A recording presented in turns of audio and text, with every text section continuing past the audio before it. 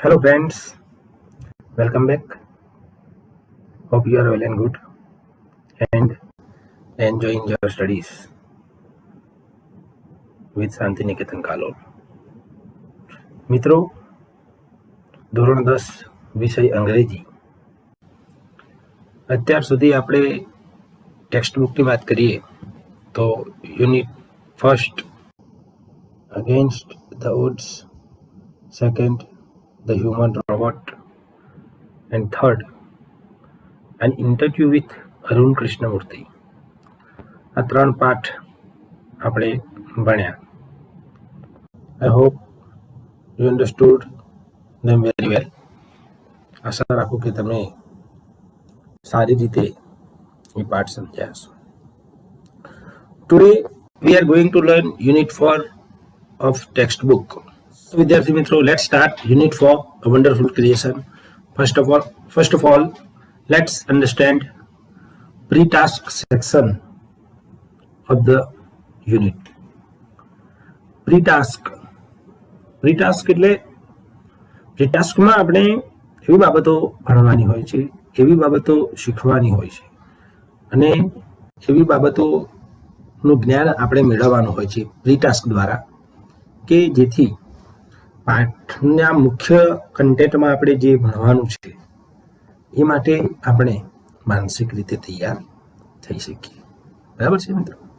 તો જોઈએ અહીંયા પ્રી-ટાસ્ક ફર્સ્ટ ટોપિકમાં આપેલું છે, we find endless qualities in a mother.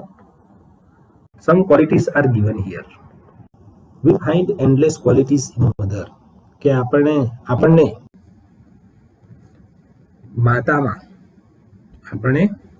માતામાં endless, અપાર, અસંખ્ય ગુણો જોવા મળે છે. બરાબર? આપણે માતામાં અસંખ્ય અપાર ગુણો જોઈએ છીએ. Some qualities are given here, અને એમાંથી કેટલાક ગુણો અહીં દર્શાવવામાં આવ્યા છે. Write about them as shown below. You can also add more qualities you find in your mother. Okay, કે તમારી માતાશ્રીમાં પણ જો કોઈ વિશિષ્ટ ગુણ હોય તો તમે તે અહીંયા દર્શાવી શકો છો. જોઈએ આપણે વન બાય વન. ડેડિકેટેડ એટલે સમર્પિત, સમર્પણ ભાવનાથી ભરેલી હોય, સમર્પણની મૂર્તિ એટલે માં. હોસ્પિટેબલ, આતિથ્ય ભાવનાથી ભરપૂર. નોલેજેબલ, જ્ઞાનનો ભંડાર, જ્ઞાની. વિટ્ટી, વિનોદ વૃત્તિથી ભરેલી. અફેક્શનેટ, પ્રેમાળ, હેતાળ. જનરસ, ઉદાર. કોન્ફિડન્ટ, વિશ્વાસુ. ક્રિએટિવ, સર્જક. કલ્પનાશીલ. ડિલિજન્ટ, ઉદ્યમી, મહેનતુ. રિલાયેબલ, વિશ્વાસપાત્ર. સોશિયેબલ, સામાજિક. કેરફુલ એટલે કાળજી રાખનાર. બરાબર છે? These are qualities found in mother, કે માતામાં આ તમામ પ્રકારના ગુણો આપણને જોવા મળે છે. અહીંયા એક્ઝામ્પલ્સ આપેલા છે. Mother does unceasing labour in housekeeping. Unceasing means constant, સતત, અટક્યા વગર. અનસીઝિંગ.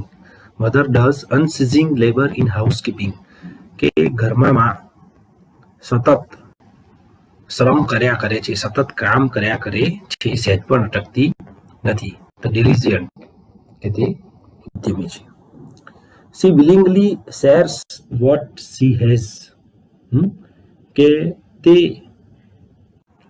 સહૃદયતાપૂર્વક પોતાના મનમાં જે હોય તે બીજાને કહે છે, એને શેર કરે છે.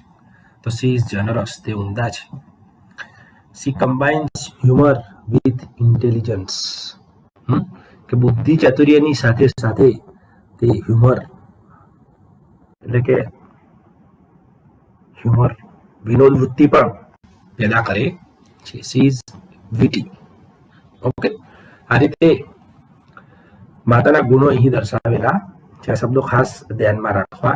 ત્યારબાદ સેકન્ડ પ્રી-ટાસ્કની એક્ટિવિટીમાં આપેલું છે, read the poem Very nice Gujarati poem given here, written by Damodar Khushaldas Botadkar. જનનીની જોડ સખી નહીં જડે રે રોલ. હું પણ મારા બાળપણમાં આ કાવ્ય ભણ્યું છું. તમે પણ તમારા સેકન્ડ પ્રાઇમરી અપર પ્રાઇમરી સેક્શનમાં આ કાવ્ય ભણીને આવ્યા છો. મીઠા મધુને મીઠા મેહુલા રે લોલ, એથી મીઠી તે મોરી માત રે, જનનીની જોડ સખી નહીં જડે રે લોલ. હા, તો માતાના ગુણગાન આ કાવ્યમાં કરવામાં આવ્યા છે. બરાબર છે. તેની નીચે list the characteristics of mother from the poem. With whom what is the mother compared. બરાબર, કે આ કાવ્યમાં માતાના જે ગુણો દર્શાવેલા છે એ નોંધો. અને આ કાવ્યમાં માતાને કોની સાથે સરખાવવામાં આવી છે, બે પ્રશ્નો પૂછવામાં આવ્યા છે. બરાબર મિત્રો, તો આ પ્રી ટાસ્કની એક્ટિવિટીમાં મધર વિશેની વાત કરવામાં આવી છે. તો આપણું જે મેઇન ટેક્સ્ટ છે, અ વન્ડરફુલ ક્રિએશન, એક અદ્ભુત સર્જન, એમાં પણ આજે આપણે we are going to learn about mother. માં વિશે આપણે ભણવાનું છે કે ક્રિએશન કોનું છે, માનું છે. બરાબર છે.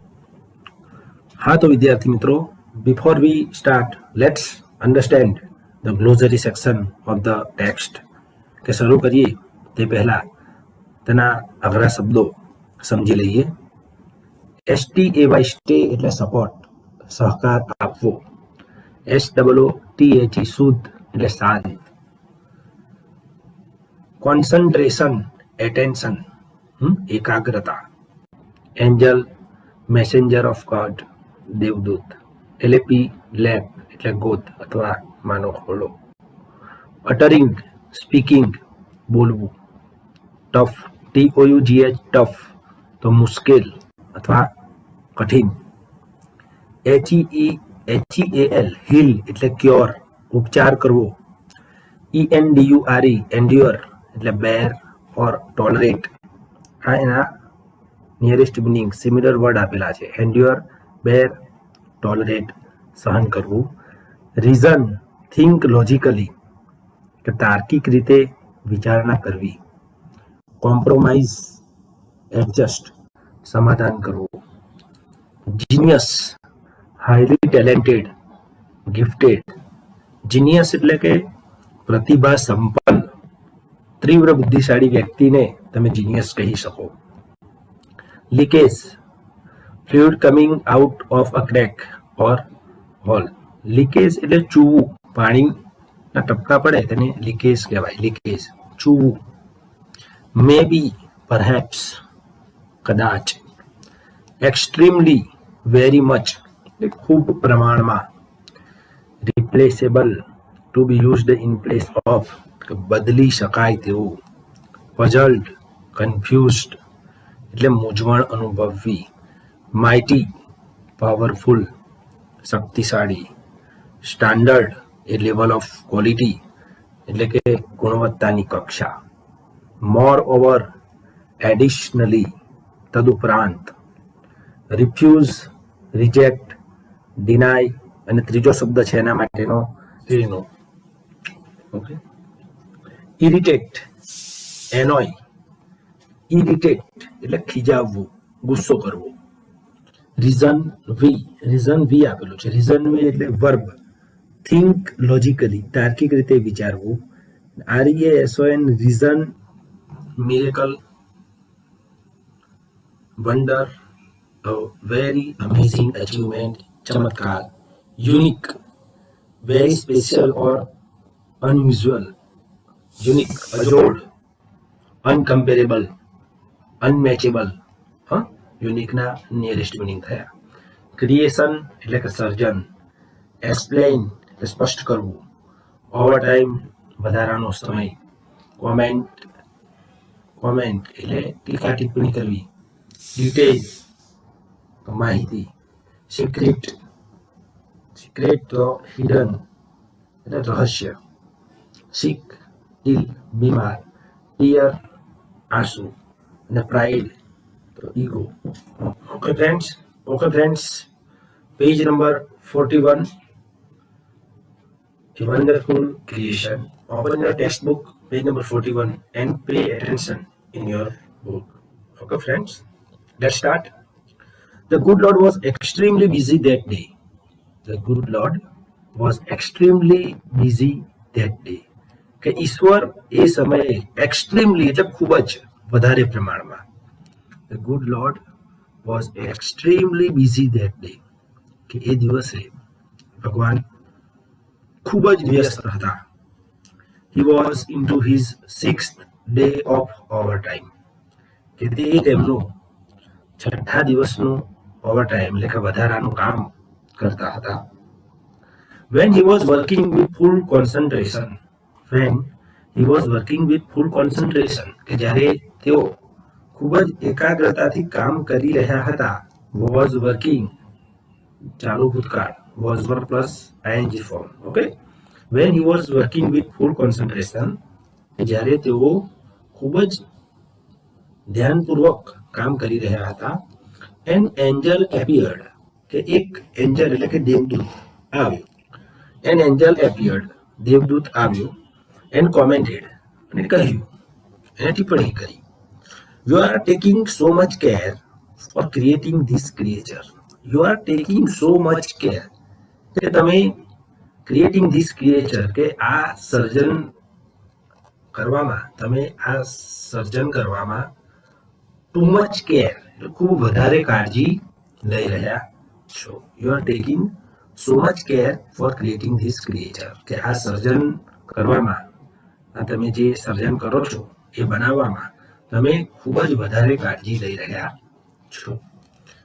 That's true, said the Lord. ઈશ્વરે રિપ્લાય આપ્યો, That's true. સાચી વાત છે. Do you want to know the details?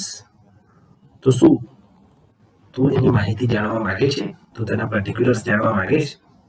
What are they? The angel was curious. હા, what are they? તો કઈ બાબતો છે? What are they? Angel was curious. એ જાણવા માટે એન્જલ દેવદૂત ખૂબ આતુર હતો.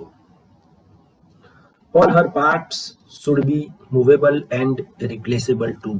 All her parts should be movable and replaceable too. કે તેના દરેક ભાગ મૂવેબલ એટલે કે હલન ચલન કરી શકે તેવા, એને રિપ્લેસેબલ અને બદલી શકાય તેવા હોવા જોઈએ. All her parts should be movable and replaceable too. કે તેના દરેક ભાગ બદલી શકે તેવા અને સાથે સાથે બદલી શકાય તેવા હોવા જોઈએ. She has a lap that disappears when she stands up. She has a lap, કે તેની પાસે ખોળો છે, that disappears when she stands up, કે જ્યારે તે ઊભી થાય છે ત્યારે તે અદૃશ્ય થઈ જાય છે. She has a lap that disappears when she stands up, કે તેની પાસે ખોળો છે, જ્યારે તે ઊભી થાય છે ત્યારે તે અદૃશ્ય થઈ જાય છે. I have to endow her with a kiss that can cure everything. I have to endow her with a kiss, કે મેં તેને એક ચુંબન આપ્યું છે, that can cure everything from a broken leg to broken heart. બરાબર, કે જેના દ્વારા that can cure everything, કે તે તમામ બાબતોનો ઉપચાર કરી શકે છે. from a broken leg, તૂટેલા પગથી લઈને to a broken heart, તૂટેલા હૃદય સુધી તમામ બાબતોનો તે ઉપાય કરી શકે છે, ઉપચાર કરી શકે છે. Moreover, તદુપરાંત, she has to have 6 pairs of hands. Moreover, she has to have 6 pairs of hands, કે તેની પાસે હાથની 6 જોડ હોવી જોઈએ. She must be able to run on any food available, કે she must be able to run any food available, જે પણ ખોરાક હાજર હોય તેના પરથી તે ચલાવી લેતી હોવી જોઈએ. And should have 3 pairs of eyes. And should have 3 pairs of eye, અને આંખોની 3 જોડ હોવી જોઈએ. બરાબર વિદ્યાર્થી મિત્રો, ફર્સ્ટ 2 પેરા આપણે જોયા. ઈશ્વર ખૂબ જ વ્યસ્ત હતા. છઠ્ઠા દિવસનો ઓવરટાઈમ કરી રહ્યા હતા અને જ્યારે તે ખૂબ ધ્યાનપૂર્વક કામ કરી રહ્યા હતા, એક દેવદૂત આવે છે અને કહે છે કે તમે ખૂબ વધારે પડતી કાળજી લઈ રહ્યા છો આ સર્જન કરવામાં. ઈશ્વર કહે છે કે તું તેની ડિટેલ જાણવા માંગે છે અને તેની ડિટેલ જણાવે છે તો કહે છે કે તેના દરેક ભાગ હલનચલન કરી શકે તેવા, મૂવેબલ હલનચલન કરી શકે તેવા અને બદલી શકાય તેવા હોવા જોઈએ. તેની પાસે ખોડો છે કે જ્યારે ઊભી થાય છે તે અદૃશ્ય થઈ જાય છે, બરાબર. અને મેં તેનામાં એવું એક ચુંબન છે કે જે દરેક બાબતોનો ઉપચાર કરી શકે છે, એક તૂટેલા પગથી લઈને તૂટેલા હૃદય સુધી. આ ઉપરાંત તેની પાસે હાથની 6 જોડ હોવી જોઈએ અને હાજર ખોરાક પરથી તે પોતાનું જીવન ચલાવી શકે. 3 pairs of eye, આંખોની 3 જોડ હોવી જોઈએ.